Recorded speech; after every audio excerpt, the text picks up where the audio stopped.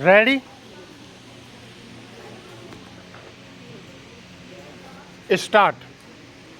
महोदय, पिछले 50 वर्षों से इन संस्थानों में हो रहे ग्रंथ निर्माण कार्य के बावजूद हमारे देश में अंग्रेजी की तुलना में हिंदी और अन्य भारतीय भाषाओं में विज्ञान साहित्य अभी बहुत कम है। उदाहरण के तौर पर मैं बताना चाहूँगा कि भारतीय कृषि अनुसंधान संस्थान में कुछ वर्ष पहले राष्ट्रीय कृषि हिंदी पुस्तकालय की स्थापना की गई, जहां कृषि तथा उससे संबंधित विज्ञानों की हिंदी में उपलब्ध सभी पुस्तकें सुलभ कराने के प्रयास किए गए, लेकिन समस्त प्रयासों के उपरांत भी वहां अभी लगभग 3000 पुस्तकें ही उपलब्ध हो सकी हैं। यह संख्या विश्व में अंग्रेजी तथा अन्य भाषाओं में उपलब्ध वैज्ञानिक साहित्य की तुलना में नगण्य है, लेकिन इस स्थिति में भी उत्तर भारत के अनेक विश्वविद्यालयों में स्नातक स्तर पर विज्ञान की शिक्षा हिंदी माध्यम से दी जा रही है और पीएचडी स्तर पर शोध प्रबंध भी हिंदी में प्रस्तुत किए जा रहे हैं। आईआईटी दिल्ली और कानपुर में भी हिंदी में लिखे गए शोध प्रबंध स्वीकार किए गए हैं। जब हिंदी में विज्ञान और प्रौद्योगिकी के शिक्षण की बात की जाती है तो दो तर्क दिए जाते हैं। हिंदी माध्यम से शिक्षण देने वाले प्राध्यापकों की कमी और गैर हिंदी भाषियों को हिंदी माध्यम से शिक्षण लेने में कठिनाई का होना हिंदी में शिक्षण देने वाले प्राध्यापकों की कमी का मुख्य कारण यह है कि हिंदी भाषी अध्यापकों ने भी अपनी शिक्षा अंग्रेजी माध्यम से ग्रहण की होती है, अतः वे पाठ भी अंग्रेजी माध्यम से तैयार करते हैं। इस प्रकार वे अंग्रेजी में पढ़ाना अधिक सरल समझते हैं। हिंदी माध्यम से पढ़ाने के लिए उन्हें विशेष तैयारी करनी होगी और परिश्रम करके सामग्री बनानी होगी।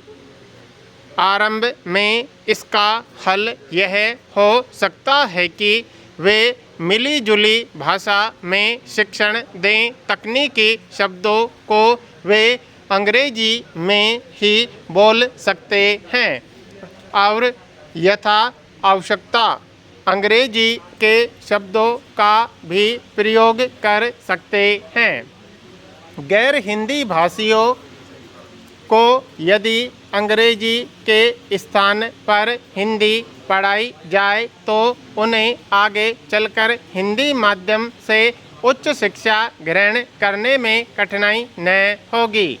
वैसे भी जर्मनी, फ्रांस, जापान आदि जैसे विकसित देशों में जब कोई विदेशी उच्च शिक्षा प्राप्त करने जाता है तो उसे उस देश की भाषा भी सीखनी होती है। हिंदी माध्यम से विज्ञान व प्रौद्योगिकी की शिक्षा के मार्ग में एक कठिनाई तकनीकी शब्दावली की भी है।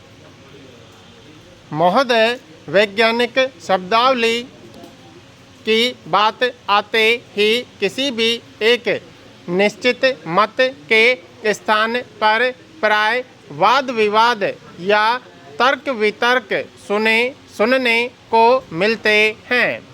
आमतौर पर लोगों की शब्दावली संबंधी बहस शब्दों के सही गलत या सरल कठिन होने तक ही सीमित रहती है। वे अन्य पहलू देखने से इनकार करते हैं या उस तरफ उनका ध्यान ही नहीं जाता। तकनीकी शब्दावली के बारे में सोच विचार करने से पहले यह जानना आवश्यक है कि तकनीकी या पारिभाषिक शब्द की विशेषताएं क्या हैं।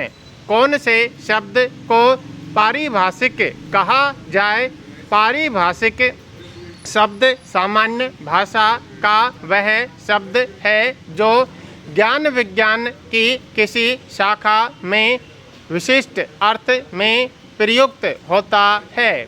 वास्तव में केवल शब्द देखकर ही उसका तकनीकी अर्थ समझ में नहीं आता, न अंग्रेजी में और न हिंदी में। वास्तव में प्रश्न सही गलत या सरल कठिन का नहीं है। बात है परिचित और अपरिचित की। जिन शब्दों से हम परिचित हैं वे हमें सरल लगते हैं, सही लगते हैं, जबकि नए शब्द अटपटे और कठिन लगते हैं। शब्दावली के बारे में एक मत शायद संभव नहीं है। अखिल भारतीय वैज्ञानिक शब्दावली के विकास के संदर्भ में संस्कृत मूलक शब्दों का अपना महत्व है। भाषा बहुआयामी व्यवस्था है। इसके अनेक पहलू हैं और केवल सरलता या सुबोधता के आधार पर तकनीकी शब्दावली का मूल्यांकन करना तर्कसंगत नहीं कहा जा सकता। फिर भी नए तकनीकी शब्द चाहे संस्कृत मूल के ही अपनाए जाएं, लेकिन कीटों, फसलों के रोगों, कृषि यंत्रों आदि के नाम वही अपनाने चाहिए जो आमतौर पर प्रचलित हों। इस प्रकार स्पष्ट है कि यद्यपि विज्ञान व प्रौद्योगिकी संस्थानों में हिंदी व अन्य क्षेत्रीय भाषाओं में उच्च शिक्षा देने में भी अनेक कठिनाइयाँ हैं, लेकिन फिर भी इस दिशा में प्रयास प्रारंभ हो गया है और इन प्रयासों के सुखद परिणाम भी सामने आने लगे हैं। आवश्यकता है लगन और समर्पण के भाव से प्रयास करने की और वैज्ञानिकों व प्रौद्योगिकीविदों द्वारा हिंदी में स्वयं साहित्य तैयार करने की। अभी तक हिंदी में तैयार किया गया विज्ञान और प्रौद्योगिकी संबंधी अधिकांश साहित्य अनुदित हैं। हमारे वैज्ञानिक हिंदी या अपनी मातृभाषा में अभिव्यक्ति करने में सक्षम नहीं होते। अतः वैज्ञानिक विषयों का अनुवाद हिंदी में वे विशेषज्ञ करते हैं जिन्हें विज्ञान का सही ज्ञान नहीं होता। अतः अधिक स्वाभाविक व उच्च स्तर के विज्ञान साहित्य की आवश्यकता है।